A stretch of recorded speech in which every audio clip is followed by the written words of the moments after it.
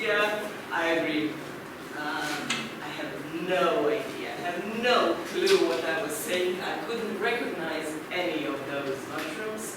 I don't even eat them. So please don't rely on me as your AI assistant and think like that whenever you choose or try to choose some of the AI tools.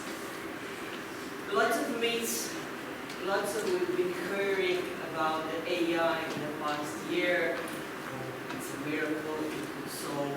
It is not 100% objective, and especially like let's say your role will be more exciting. Thank you. I think it's already exciting.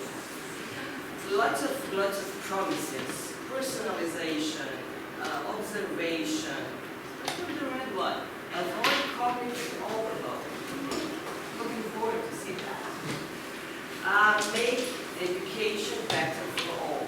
This is a huge promise. I would warmly, heartily would like to see that happen.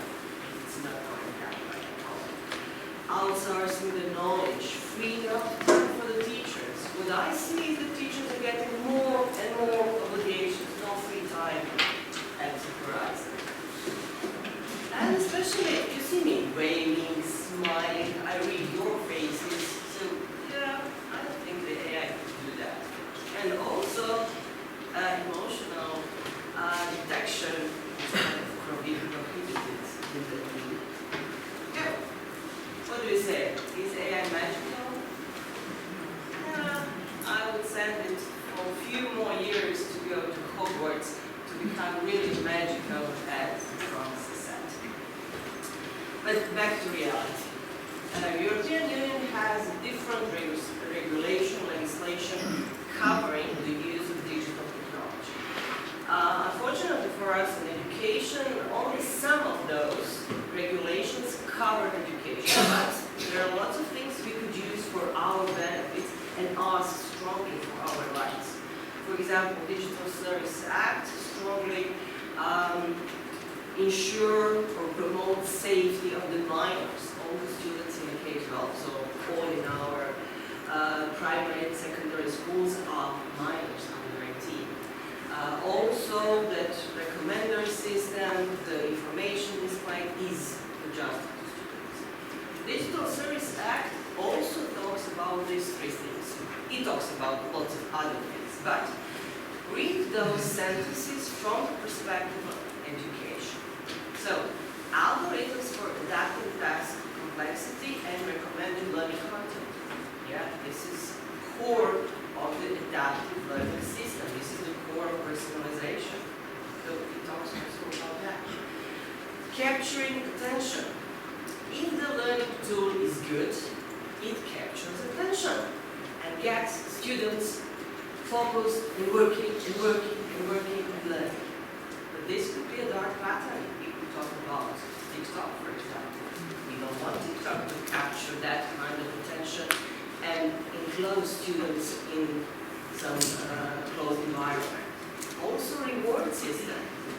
So, Digital Service Act also has some level of punishments, requests from big service providers. We'll talk about our learning content. Reward system is also based on all educational tools. And reward system, for example, TikTok just got punished because of the reward system built into it. So whenever you're using the reward system in Kahoot, for example, some food for thought. Another big one, Cybersecurity Act. Cybersecurity Act talks a lot about cybersecurity, but what could be interesting from an education perspective is ENISA, dedicated agency which must support the educational system, which must support raising awareness. So let's use them. Let's use their power, their content, or push them to provide different things for education. Another lovely set, Data Act and Data Governance Act. I talked about the protection of data. We all learn from the GDPR. Please think about your personal data, protect it, think about your digital footprint, protect, don't share, don't overshare. But Data Governance Act promotes data altruism. How are we going to embed the meaning of data altruism in our system protecting everything. Data altruism means benefits, especially for the researchers. So how different sets of data could be anonymized, could be shared on different systems, how interoperability, how transferability could be ensured, and also that the students, the teachers are happy with such a way of sharing it, so they do it knowingly. That means altruism. There is some, I would say, missing tradition right now, but let's see how it will develop. And the latest one, AI Act. AI Act also has a lot of promises. Talk very little about the education, but at least talk about the education, even mention it in one article. But we expect a big impact of the AI Act on the education. I invite you, you don't have to read whole legislation, whole regulation, but at least read those who say this is prohibited. And think about, are you using some similar system in education? You see, I mentioned recognizing emotions, so here is inferred emotions, biometric categorization, subliminal technologies. And especially, there is an annex which describes high-risk system which happens in education and vocational education. So one thing is directly from the Act. This is not. Okay, this is from the Act, this is Livia's interpretation. So take it with a grain of salt. I'm not a lawyer, I'm a math teacher, so this might not be true, but this is how I read those parts. So, admission to the secondary schools, admission to the university, AI could be used, but this is a high-risk scenario and have to be thoroughly backed up with the evidence, with risk assessment, with all steps before it is used in real scenarios. Evaluating learning outcomes, automated assessment, automated grading, this is also high risk. Monitoring during exams, so proctoring, personalized learning, and based on, especially on individual student performance behavior. I'm sure that from these lines you could read and recognize multiple things you are probably using. So think about it. And predictions. This is also high risk because predictions could make a huge damage. Could also be beneficial if we recognize some potential leading the system or something, but risk and think about it. But also, AI mentions some systems that may not be high risks. It mentions and talks about automatic procedural tasks, sorting files, language and grammar improvement. I mean, for all of us who English language is not mother tongue, all the spelling checks, grammar checks, it's wonderful. I can't live or can't write without that. So this is not high risk. Also, it mentions style in the document, but which is previously written by human, not by the AI. Preparations, comparisons, and notation. And one thing which is not mentioned as part of the education. So, when AI Act talk about these high-risk scenarios, systems, they said, okay, here are a few criteria. So all the providers, developers have to provide those information. But if you read those lines, so white are in the AI Act, yellow is line, you could see how we maybe could use this as a criteria for the assessment of the AI tools. Not just the high risk, any AI tools. So if we would like to use it, okay, is it appropriate for education? What kind of data is collected for? What is used for? Is there a way that I could interfere with decision in the process and make an adjustment or corrections? Also, potential harm, potential benefit. Education is obligatory, at least in the minors. So there is no opt-out. Students can't say, no, I'm not going to use it.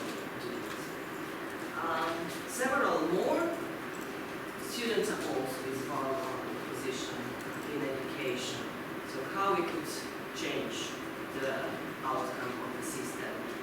helpful? And also the last one, is it better than some other pedagogical approach? Maybe there are some solutions which you're already aware, traditional work methods that could do that.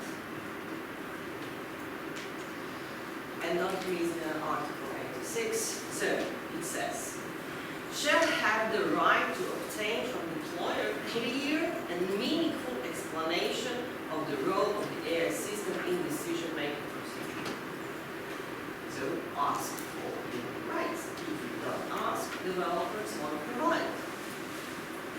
So, asking, know your rights. That's why I'm sharing all the acts with you. As I said, I'm not a lawyer. But we need to know our rights and access those rights, especially when we talk about different systems. So, not just us, adults here, our students. Okay, time for wake up. Scan the code. Come on, ladies, gentlemen, wake up, scan the code, write the link. The question for you is, are we intentionally de-skilling ourselves by outsourcing tasks to AI? So what do you see as risks or benefits, maybe, of your, so not students, your overly reliance on the AI? Maybe you already faced something, maybe you're already aware of some risk or some benefits. Please, while I will be talking, you prepare something, you do something, and I will show the results at the end of the presentation. Okay, did you get it? Please. Okay.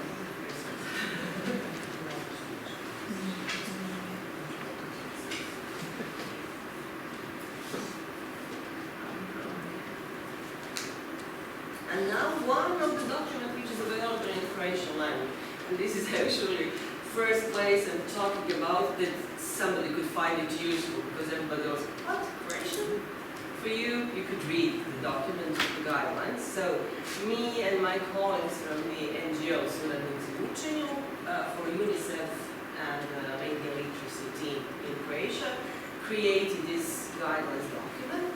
It talks about theoretical, some of the background of the AI use in education. It talks from the teacher perspective, mentions some activities for teacher. It talks from the student perspective, mentions some activities for the students. And it also talks about ethical aspects, over-reliance, risk, and how to solve it. So feel free to read it. I will just go with you through the activities mentioned for so, if you started to try to use the AI, you probably started to try to create some content. This is, I would say, the safest way to try the AI. Create something. So, what do you think? Is it good? Did you make prompts back and forth, and then get angry and lost 3 hours and didn't get the content you want? And decide, okay, I can do it by myself because I know how to do it. Enough experience. Maybe it's better for creating some quizzes. Maybe it's better for creating some summaries. How is good for creating especially content about linear cultural history? Because this is a big blind spot in the AI system. All our mind and language doesn't exist in that world. Next example could be about the assessment. So, what will you answer to my question, the first one? I'm going to tell your students that you use artificial intelligence to create the rubric or to assess their work. Yes, no? Not sure? If you're not sure, please think thoroughly. Why are you using it? And should you be open towards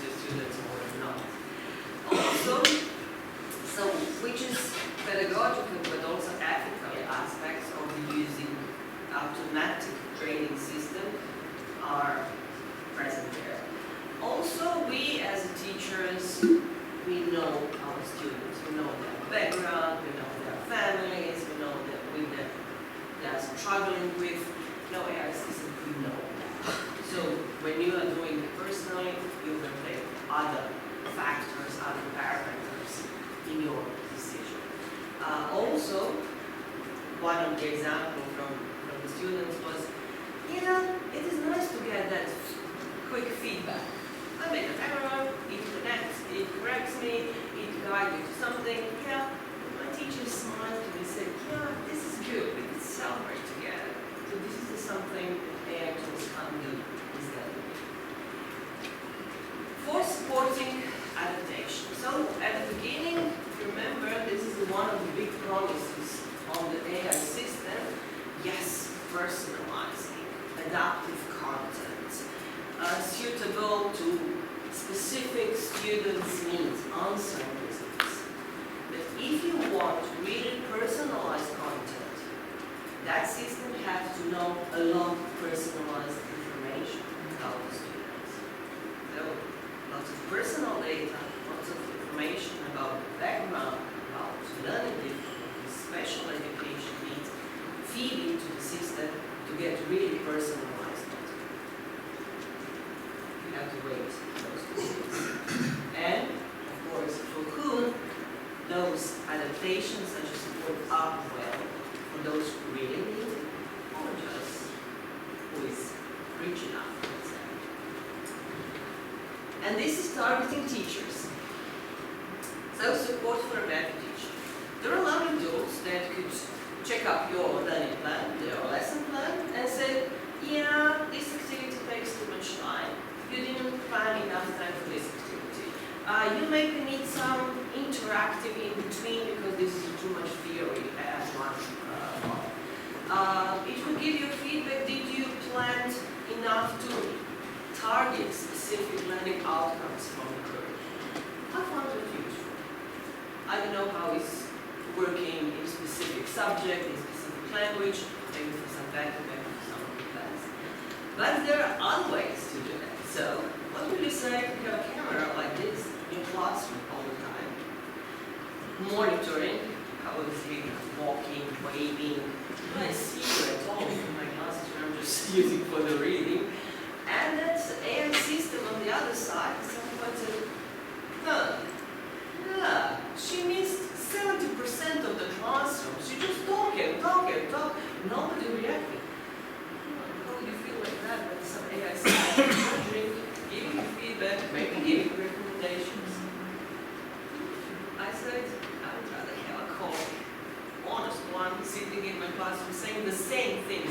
Really, I could really lost those 2 students. I didn't see that they actually made it over. Or, this is a good example, it sparked intrinsic motivation. By the way, such a monitoring by AI system is forbidden. You don't do that. And do you remember the cognitive overload at the beginning? Okay, this is about over-reliance. We are using different systems for navigation. Colleen and I almost got lost because of that building site around the parking lot. We went to opposite side, but my mistake. We are relying on a grammar checking. We are relying on a lessons plan creation, quiz creation. How many of you still know how to grow the garden? How to grow vegetables in the garden? At least we are old enough to know that. But these skills are not going to need it. You could buy everything in the shop. Who have to have a garden? So, like that, if we are not using some skills in teaching, if we are not thinking about, I could use some scissors and pen, maybe for this activity, let's go outside and do like that. Maybe we will forget how to do something. And the next generation will not even be taught that in their teacher education. So, are we outsourcing too many things? What is science what we are outsourcing? So this is the part of the tips for you to answering on the ballot. And the next topic for you answer. Ethical guidelines created almost 2 years ago, but okay. For us, thankfully, it is still relevant because it's taught general way about different perspectives. So if you missed it, it's really time for you to read it. But I'm leading you towards something a little bit different. So, how is teacher training, how is teacher education changing in these times? When we had Digicom A, when we had ICT framework from the UNESCO, all those frameworks are talking mainly about how to use some tools, some digital tools, some digital technology to get different results. What I see changes, and you can see that in the recently published UNESCO framework for the competencies for teachers and students, there is a shift towards the ethics of humanity. If you look back in any of those ICT frameworks, you will not find a mention of the ethics. But it was supposed to be there. Come on. We are teaching professionals. More ethics are part of our upbringing. We are supposed to be more honest. But now with the input of those tools, things are a little bit changing. More focus is good on those things as well. So, here is one other thing for you. Menti. Here. Menti.com. This one is easier. You just move sliders. You don't have to write anything. So, these examples of the competencies I put on a Menti sliders. And I invite you to assess yourself, make some self-reflection. Nobody will see who entered anything, so don't worry. You can be honest. So, if we are talking in this area, ethics and humanity, promoting, recommending ethics, actively contributing, maybe recognizing high-risk cases, especially after Lydia mentioned that 5 slides ago. Maybe, advocating for ethics. So what do you say? Where is your place in this level of competencies? Have no idea? Oh, I must do it. I already know how to do it. And you have 3 words. So, digital pedagogy. I usually say with any kind of technology, any kind of tool we are using, there are some questions we have to ask first. Is why we are using this specific technology. But with meaning of this specific technology, I mean smartboard, scissors, pen, colored papers, going outdoors. So what? Is this the best way? Can we do it some other way, with some other technology to achieve maybe better result, maybe the same results? How are we going to use it to support achievement of learning outcomes? Because all things we do in the classroom has that aim, and we have to support our students in their path towards achievement of learning outcomes. And is it appropriate for the age of the students? Is it ensuring equitable? And do we have all the needed license? So, what do you say for your competencies in so-called digital pedagogy? Are you discussing the methods? Is it working? Did you get this next page? Yeah, okay, because I'm not connected to the system. Could you explain key pedagogical assumptions, evaluate responsibly used, or the origin in which we never ever have time for that? Observations, debriefing, supporting, peer learning is very powerful tool in teaching profession and always come and neglect. Oh, we didn't have time. We just rush, deliver, and didn't take time to stop and think about it. Not even take time to stop and celebrate what we have done. Complicated world. And now let's not forget exercise. We, after all, have to know something. That Colin will elaborate that tomorrow, probably. So I'm just mentioning some fundamental area of the AI here. So what do you know about about data, privacy. I recognize the sources of bias. Could you do some research about those tools, how they could be used, or engaging in a collaborative process?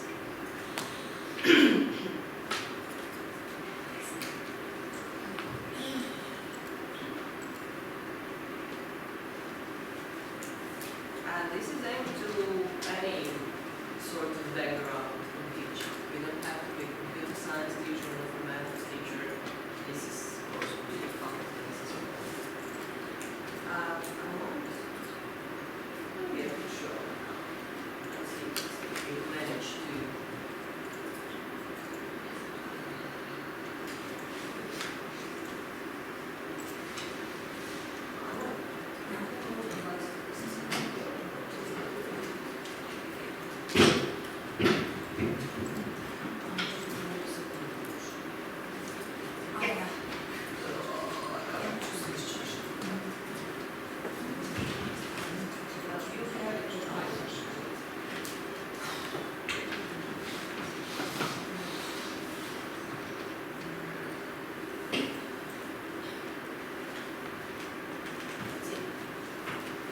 Not so good.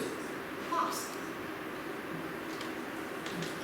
We could recognize something, we are advocating, we are good in promoting and recommending ethics. Please we talk, and then we'll do walk after that. Could explain something, actively contributing. Okay, that's girls, I'm proud of you.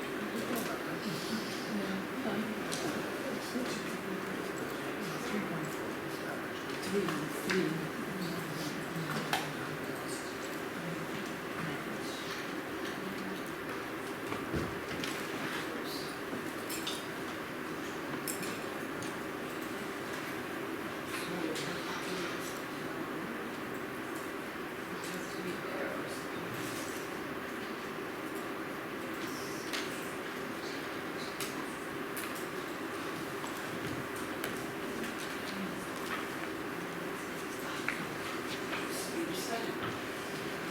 Digital pedagogy, responsible using AI tools. Excellent. Explaining key pedagogical assumptions. I told you, we are bad in organizing collegial observations. You just support my hypothesis from 2 minutes ago. Critically assessing, discussing best practice. And if you had time for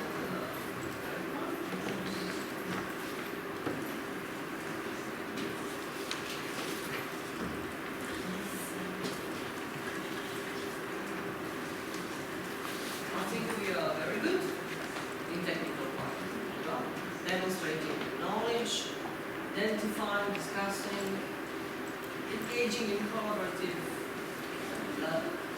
with recognizing various sources of bias. Good. Thank you for supporting my idea for interactivity.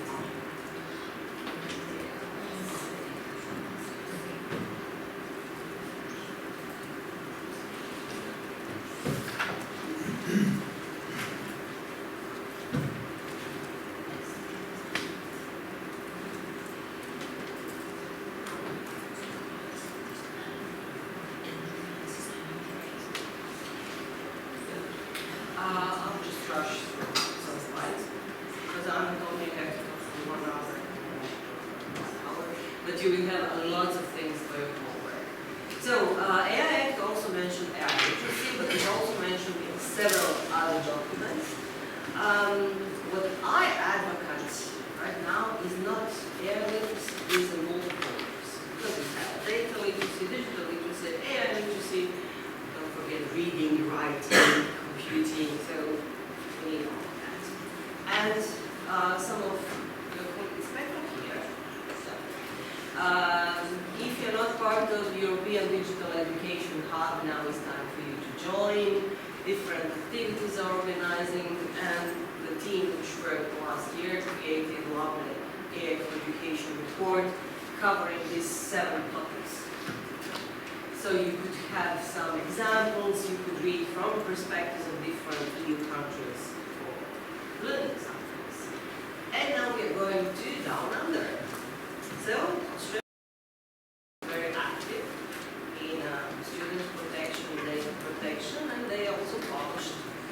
Australian framework for generative AI in schools. This is the area they cover. You could recognize some of those I mentioned: so human social well-being, fairness, accountability, privacy, and also teaching and learning. So they are covering those areas. You could easily find by title. But this is one document, one public statement I find recently. State of Victoria says not use ChatGPT or any similar general AI tools to formulate decisions, undertake assessments, evaluation, reviews. I must say this one, I found one which clearly said, do not. This could do significant harm, and they are probably staying behind. But please do research on your own, looking for that and reading what is the actual statements. Another set for the reading, I will briefly mention because it's brand new, it's published this month, 3 weeks ago. Colin is one of the authors of this framework, as well as me and the whole team of international experts working on the competences for teachers and for the students. So the competences for teachers are aiming at all teachers. So then find how old are your students, where do you work, what is your background. This framework wants to support your development in different areas. So the principles that mentioned here, so understanding, thinking about inclusive design, explainability, thinking also about climate effects, what is going on if we use so many AI tools which need a lot of energy. Talk about transfer of the competences from original, as we know, ICT digital towards the AI competency, and transferability of those skills and competencies in different environments. So the competency framework has these 5 aspects, and they are organized in 3 progression levels. So you're supposed to start at acquire level. So you're already there because I talked about several of those topics. And you also assess your competencies in this area, so yeah, you're doing good. But also about AI-assisted teaching, enabling professional development, and go further on. Deepen your understanding, deepen your knowledge, deepen your perspectives, examples of use. And the third level is creation of some resources, creation of tools, intervening with the tools, and using it different ways, but for example, collaborate, work with the developers to co-create ethical rules for the tools that will be used in your I'll just go through a few slides just to put some things that maybe Colin tomorrow will address some of those as well. Sorry Colin, I gave you homework as well. Creative customization of AI tools, purposeful, effective AI pedagogy integration, integration with pedagogical methods, explore innovative practices, because you remember what happened with college. We tried to translate our traditional way of teaching into a virtual environment, and we failed, because every environment asks for a different pedagogical method. So now it's time to change our mindset and think about how I could teach, learn with this new environment. A similar framework is created for the students. Believe me, this one is more complex. Don't assess yourself or assess yourself very gently in this framework. Because this framework talks about competencies students have after 12 years of education. So that means the end of the secondary school for us. Students age 18, for example. And for them, we expect to learn a lot during their schooling period about different AI models, foundations, but also human aspects, safe and responsible use, ethic by design. I won't read that for you, because there are lots of things, but please take time, especially for the younger students. Oh, definitely, especially if you are teaching computer science or if you might do something similar, but also take time and think about how and where those AI competencies should be embedded in geography teaching, math teaching, history, English language, for example. So, it talks about conscious of typical AI incidents, do no harm, transparency, apply parameters to assess compliance of the AI tools with ethical regulation. What it means with those Digital Service Act, Data Governance Act, AI Act, which I mentioned, which you should know about. But also foster emotional skills, encourage creation, innovation, of course, teamwork and complex skills. And to balance all that, still well-being. This QR code will, you don't have to do anything for that. It just lead you to the project website. So this was one of the Erasmus project, the NGO creation of students in Učenju had past 2 years. It was envisioned upon the COVID approach in teaching in a virtual environment. So what we need to do for students and us feel better when we interact with different learning environments. So the approach in this project talked about 3 sets of essentials. Tool set, so this is technical, pedagogical skill set, intellectual mindset, and emotional heart set. And it talks about, this is the colleague from Greece who developed this model, and we implemented in the schools, we tried different approaches, and I could say it does. It takes to change your mindset, but it does. So, love and curiosity model uses stories. You remember the event Gobe at the beginning? This is using the stories, trying to catch you into the story, because AI acts gave up. Then, gamification. I give you some scales, give you some patterns to interact.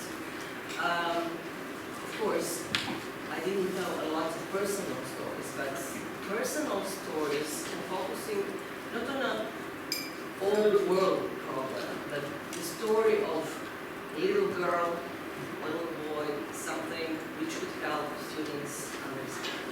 And flow. Mislim da vi to kažete da se osjećamo u zemlji. When you are focused on something, right, you are playing, you are reading, and you don't listen to the world outside of you. So this is the flow, when you are really involved in the learning, training over there. And please take time to celebrate the learning journey. Take time. It deserves time.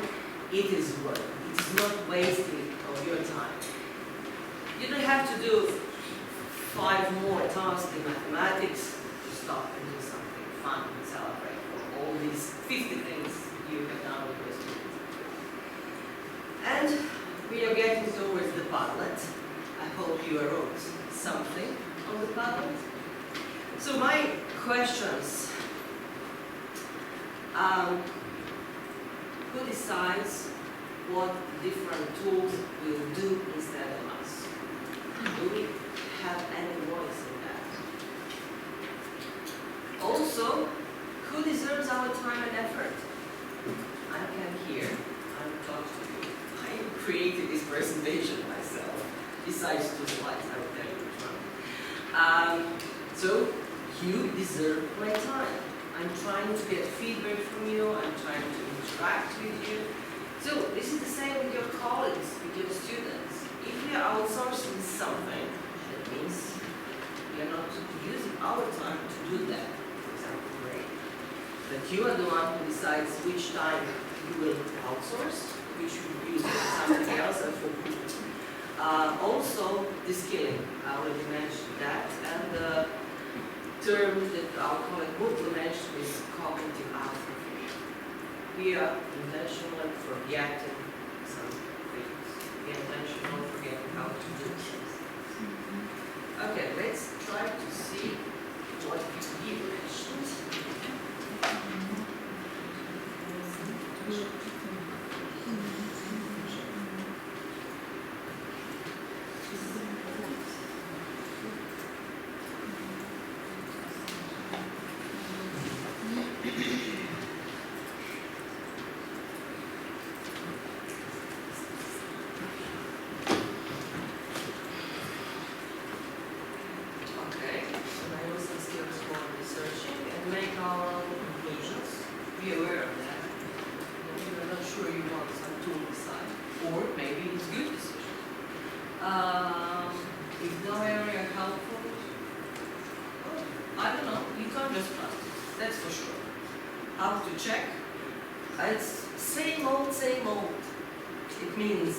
Information literacy.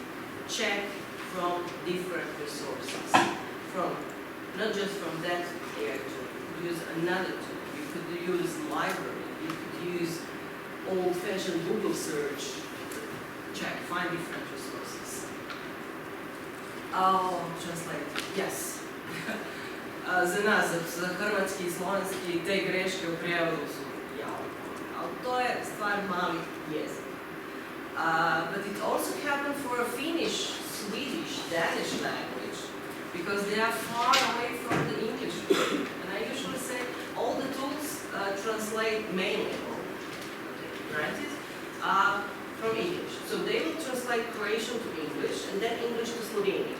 While Croatian to Slovenian will be much more effective because we have more common grounds than with English.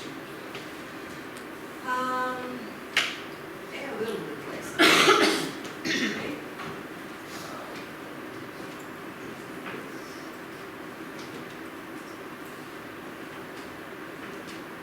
Rational? Cognitively lazy. Yeah, maybe being cognitively lazy is good for us. Maybe we will take early retirement and enjoy. But have in mind that it will also do the same for the students. And don't get angry to the students if they are cognitively. Not intentionally, if I do the consequences. Yeah. Well, thank you for thinking about that. There are lots of things we need to think in that area, but this is for the start. Thank you for joining.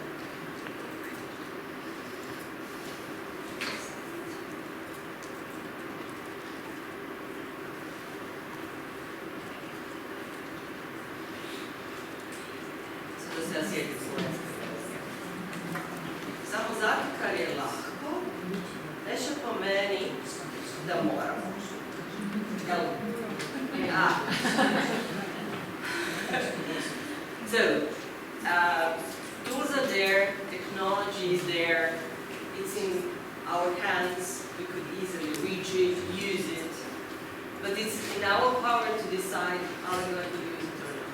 But please don't block it, don't forbid it, because that was never helpful. I remember early days of the safer internet, when my mom, one of the moms in my classroom said, yeah, I took a router with me to the home so students have no access to internet. But then students find another way.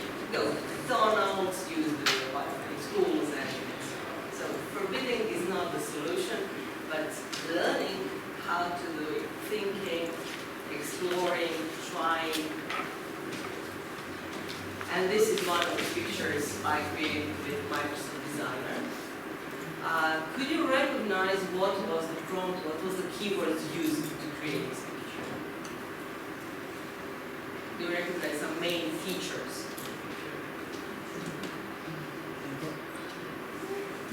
No? How these figures looks like? That's the one. Please create a picture with the Lego figures. Do you recognize this blue box?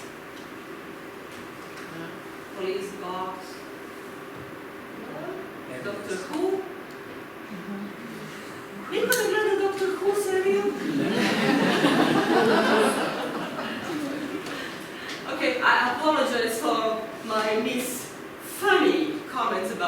Hogwarts, Doctor Who, all the Legos. You see, I'm a child. Hvala na slušanju.